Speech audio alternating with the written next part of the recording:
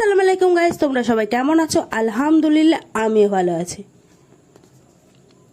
তো আজ ছাদে চলে আসলাম। সকালবেলা উঠেই আম্মু বলছে আগে জামা কাপড়গুলো মেলে আয়। তো আমি চলে আসলাম। এত পরিমাণে রৌদ্র ছাদে, কি বলবো, ভীষণ খারাপ একটা রৌদ্র। আকাশটা দেখো কতটা সুন্দর লাগছে, খুবই সুন্দর লাগছে।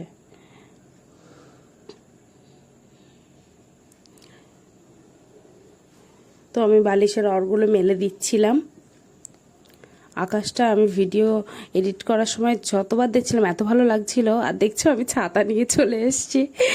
এত রৌদ্র, মানে ছাতা ছাড়া আসাই যাচ্ছে না ছাদে, ওই জন্য আমি ছাতা নিয়ে চলে এসেছি।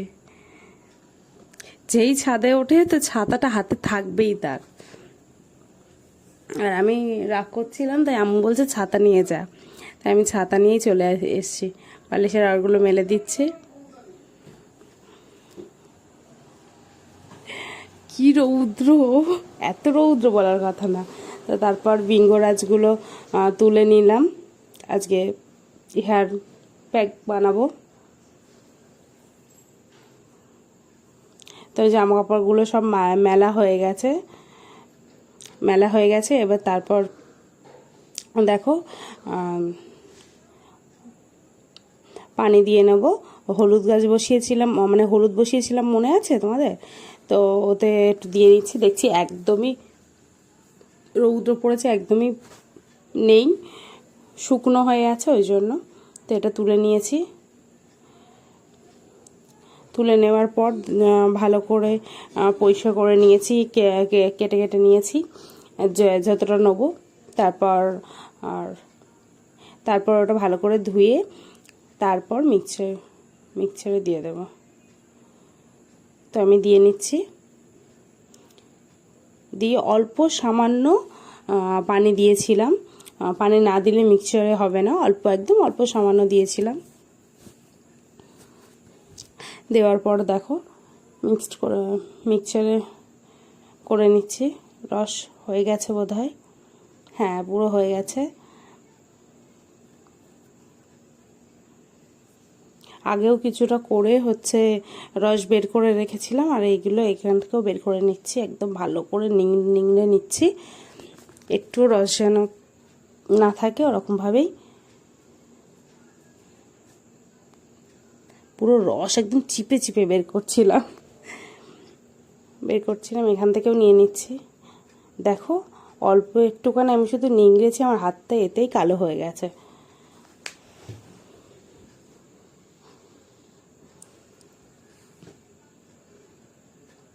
তো আমি তুলো নিয়ে এসেছি, দেখো রসের মধ্যে বুড়িয়ে দিয়েছি। দেওয়ার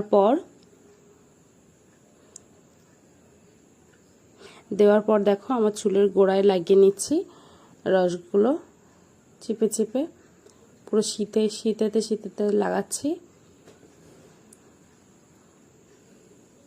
আগে চুলের গোড়ায় লাগিয়ে নেবো, তারপর আবার পুরো চুলে লাগাবো। তো আমি দেখো আবার ওই সাইডটা সীতা করে নিয়েছি, নিয়ে আবার ওই সাইডটা দিয়ে দেবো। দেখো দিয়ে নিচ্ছি তুলো দিয়ে।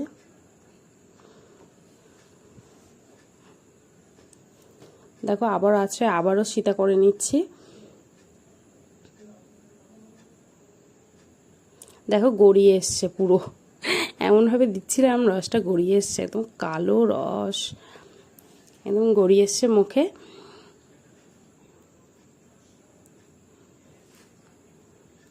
তারপর হাতটা সাবান দিয়ে ধোয়ার পরেও ভালোভাবে উঠছে না, হালকা হালকা লেগে আছে। বা হাতে দেখো ডান হাতটা বেশি উঠছে না, কি একটা অবস্থা, নখটকগুলো কি বাজে দেখতে হয়ে গেছে। সাবান দিয়ে ঘষি তাও যেন উঠছে না, হয়তো 2 দিন লাগবে উঠতে। যারা অফিস করো তারা লাগালে অবশ্যই হাতে প্লাস্টিক বেঁধে লাগাবে। তারপর কাঁঠাল পাড়তে এসেছিলো, তো আমি আবার গেলাম গাছ দেখিয়ে দেওয়ার জন্য কোন গাছ থেকে পারবে। তো কাঁঠাল পাড়া হয়ে গেছে, আমাকে একটা দিল রেখে আসার জন্য, তা আমি সেটাই রেখে আসছিলাম। আধ বাকিগুলো সব ভাই নিয়ে এসছে। সব কাঁঠাল পাড়া হয়নি, আর ভাই কামরাঙা হয়েছে বলে কামরাঙা পেড়ে আনলো। কামরাঙা অবশ্য ছোট ছোট আছে, কুকুরগুলো কি জোরে দৌড়াচ্ছে, ছোট ছোট আছে, তো সেইগুলোই পেরেছে, কারণ সবাই না পেরে নিয়ে চলে যাচ্ছে, ওই জন্য। গাছটা পড়ে আছে দেখো।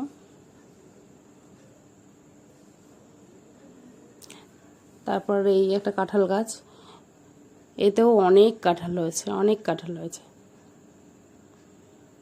প্রচুর পরিমাণে। তারপর এই গাছ থেকে পারবে, ওই গাছটা যেটা দেখালাম সেটা রেখে দেবে, আর এই গাছ থেকে পাড়ছিল। আর আমি ততক্ষণ কামরাঙাটা খাচ্ছিলাম। ভীষণ টক ছিল আর একটু কষ্টা ছিল, যেহেতু ছোট না ফলটা, খুব বড় বড় ফল হয়। তো আমি একটু খাচ্ছিলাম দেখো।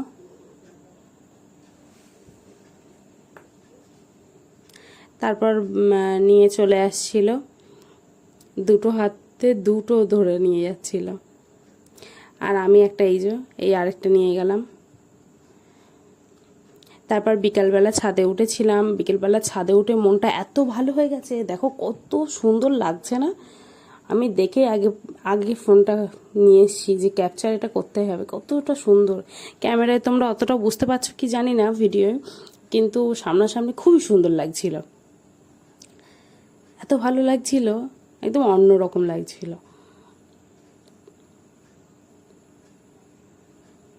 খুব ভালো লাগছিল। দেখো নারকেল গাছের পাশ দিয়ে কি দারুণ লাগছিল না। তারপর বিকালবেলা মানে সন্ধ্যার দিকে আম্মু একটু লাকচে ভিজিয়ে দিয়েছিল। আমি বলছিলাম আম্মু একটু লাকচে ভিজাবে, তো আম্মু বলে দাঁড়া ভিজিয়ে দিচ্ছে। তো লাকচে দিয়েছিল, তো সেটাই খাওয়া দাওয়া করছিলাম রাত্রে সন্ধ্যার দিকে। একদম হালকা মিষ্টির ওপর, পুরো হালকা মিষ্টি দিতে বলেছিলাম, চিনি। বেশ ভালোই লাগছিল, মচমচ করছিল লাকচাটা। তারপর রাত্রেবেলা রুটি করেছিল, রুটি সবজি ডিম ভাজা করেছিল, তো সেটাই খাচ্ছিলাম। রুটিটা একদম নরম হয়েছিল, খুবই ভালো লাগছিল। এইভাবেই সারা দিনটা এরকমভাবেই কেটে গেল, খুব ভালোভাবে। আমার ভিডিও যদি ভালো লাগে অবশ্যই সাবস্ক্রাইব করবে, লাইক করবে, কমেন্ট করবে, শেয়ার করবে।